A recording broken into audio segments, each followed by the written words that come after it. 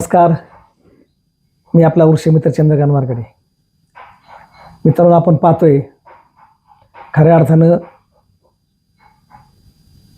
मार्च महिना चालू झालाय आणि उष्णतेचं प्रमाण वाढले. ऋतुमानामध्ये बदल होतोय. पाऊस वेळेवर पडत नाहीये. आपल्याला जो ऋतू असतो, पूर्वीच्या काळामध्ये 2-2, 3-3 महिने थंडी असायची किंवा पावसाळा 2-2, 3-3 महिने उडत नव्हता पाऊस.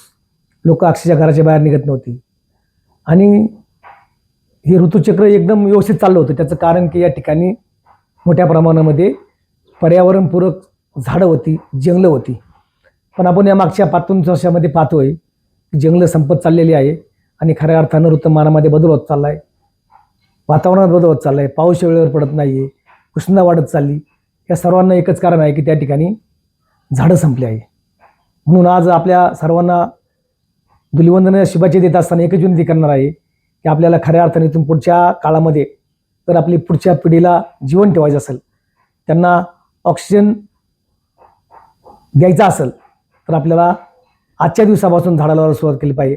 आपण सर्वांनी आज धुलिवंदनाचा सण साजरा करत असताना झाडं लावावी, झाडं जगवावी अशी विनंती करतो.